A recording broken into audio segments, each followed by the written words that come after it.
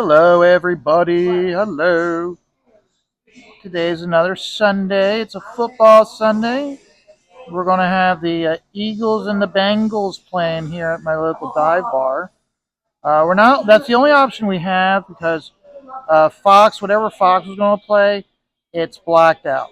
So that sucks. But oh well. At least we'll have one game going on. So today the topic of conversation is Vertigo. Shane did a video this week about, I guess, at New York Comic Con, DC announced that they're bringing Vertigo back. Now, he explained it from the creator's side of the view. Okay, and he was talking about how uh, like DC used it to get talent away from Marvel or to keep talent from going over to Marvel, and how a lot of these it was like your own creator owned, not creator owned, but you had more creator rights. It was non superhero stuff, and how like Warner Brothers had first grab, and how Warner Brothers would option it, and like so it's actually back in the time when it happened.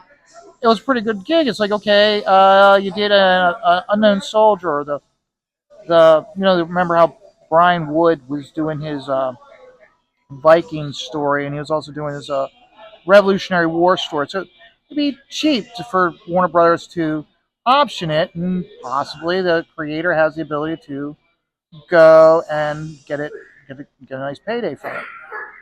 Um, so because I mean, because that was back when a lot of creators had equity contracts. Graham Nolan talks about how him and Chuck Dixon have an equity contract with DC or Bane.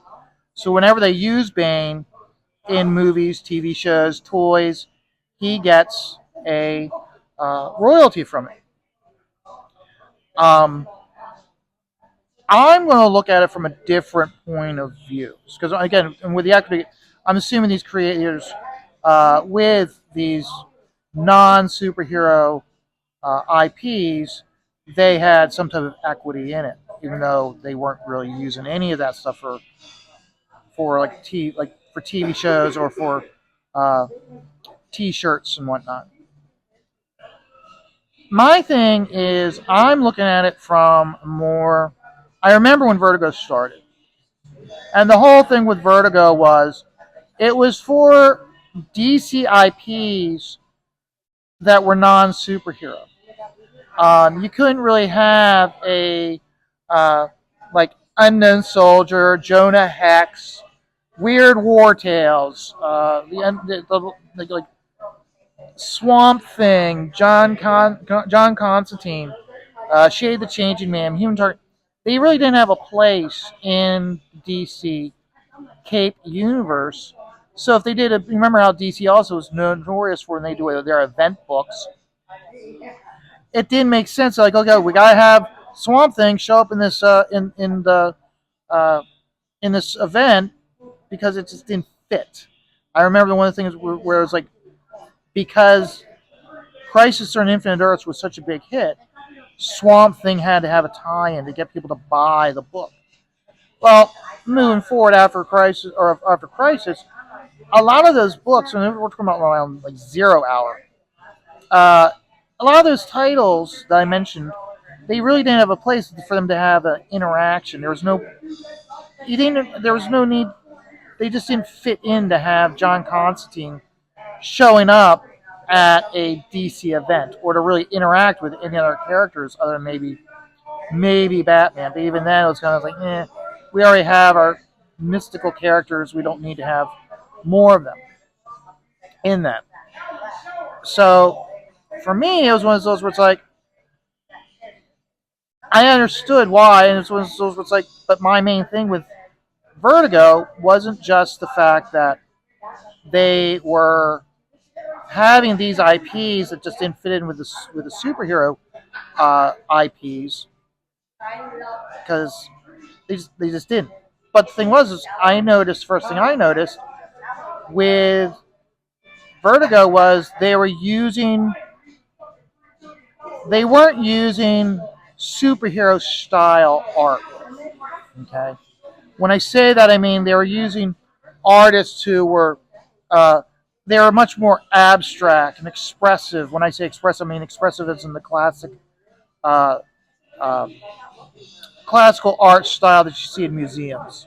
Okay, um, it was like wonky, made up anatomy that wasn't actually traditional anatomy, if you will, or traditional structure. You didn't see like John Byrne doing a Vertigo title. You didn't see Jose Luis Garcia Lopez doing covers for Vertigo because they just didn't fit in the style, and the artwork just was like that. It was more of a, I guess you would say the art was more used was the extreme idea alternative of college art majors, fine art majors, not graphic art majors. And and the thing is, again, is even though Vertigo was highly acclaimed, I never cared for it because of the art style. And then you take a look at now, but again, whereas like with the art style being used, I should say, during this period, uh, the page layouts weren't that good. I mean, there were some exceptions, but overall, they weren't that good. You'd have every once in a while an artist would do really dynamic page layouts and good storytelling, and those artists would make their way into mainstream. I think of Sam Keith and Chris Pacello, how they had styles that were able to infiltrate over and migrate over well into mainstream. But then you had other artists that just didn't fit in at all with DC. And it's one of those where it's like a lot of those artists, you would not see them migrating over and doing a Superman book because it just didn't, the style didn't work. And that's my main problem is that once they got rid of, and the other thing also was every once in a while, like you'd have like a preacher story, and it would be a hit. But by and large, Vertigo didn't have hits. Part of the reason why, as you really take a look at it, is when I was saying about like the page layout and the blah storytelling, was instead of having a dynamic action shot of your hero, whether regardless whether it's the human target or you'd have or the main characters from DMZ, the the script might have been really good, but how it was translated onto page was very bad. And I've seen a couple times. I think it was a script. I gotta clean this nib. I'm sorry, guys. I remember getting my hands on and seeing online and reading uh, DMZ, a script of DMZ, and I think it was a script to one of the issues of the Human Target.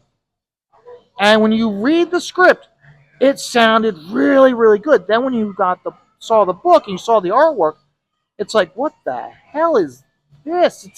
It's like the artist completely missed the mark. Why? Because they weren't superhero artists. They didn't understand the translation from the script onto page. And the results show because a lot of these books in Vertigo weren't big sellers. They were poor sellers. So now we take a look at Vertigo. They get rid of Vertigo. And Dan DiDio gets rid of Vertigo and he integrates all those characters now into the DC universe. Well, the problem is that a lot of those artists have migrated over, or should say, those art styles have migrated over to mainstream comics. And what's the result been? Underperforming comics. I would have not done the research, but I would argue that the sales for DC currently sit at or below the average Vertigo title. And the artwork is not dynamic. These artists don't understand heroes, or they have absolute disdain for it. And that's, again, it shows through in the sales and the quality becoming out. And it also shows through in the criticism, such as this criticism. I was never a huge Vertigo fan. I didn't buy a lot of Vertigo books. Every once in a while I did. But those were few and far between because they had few and far between. And the ones that I got, everyone else was getting because it was a good book. But by and large, I didn't. And a lot of when I go into the comic book stores, the Vertigo fans were they weren't regular readers. They were those uh, fine art majors in the inner cities. And I say that because it's where most fine art colleges are in the inner cities. Those were the fans of those books. That's a finite audience. Instead of having Superman with a mainstream artist with a mainstream approach for everyone, they were now Superman has that fine art artist with that fine artist mentality that doesn't hit with mainstream audiences. So, and that's honestly one of the reasons why I'm even more of a crowdfunding fan now than I was even back when crowdfunding first started, is because, I'm sorry, the crowdfunding artists have superior artwork to the mainstream artists. And maybe that's the reason why we're seeing such fine art feel to these books, is because they're getting these fine art artists who aren't graphic design students that don't, and they're used they're like, oh, I'm a fine artist, I'm a starving artist. That's what. And like, oh, so you're doing comic books because you're fine arts art, you expect to be poor. If your book is not selling, you need to raise your level of skill to maintain working. And there's too many times we see these artists, because sales are so low and people aren't buying the books, they can't, it just, the artwork is inferior. The artwork is vastly inferior to what we're seeing in crowdfunding. Because these crowdfunders understand the medium and they want to work and they want they want to see their vision. And the genie's out of the bottle. It'd be very I if I was working for Marvel and DC, I would be very interested in crowdfunding. I wouldn't be going looking at, let's say, the Ethan Van Skyvers and the Shane Davises and the Graham Nolans, but I'd look at some of these other artists and go, look, that has a comic book feel to the story. Let's see if we can get him to. Let's see if we can get this guy to do a Outsiders comic book, because he's got a mainstream feel to his artwork. So that's how I see it. So tell me in the comments whether I'm right and wrong. Let me know. I'm very curious. But yeah, I'm not a fan of Vertigo. Never was a huge fan of Vertigo.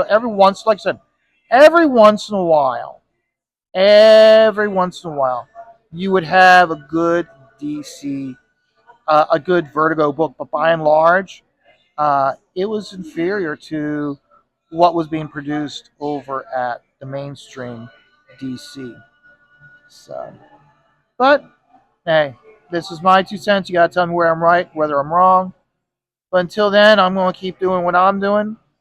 And remember, folks, life is stressful, especially now, but we all take it one dot at a time.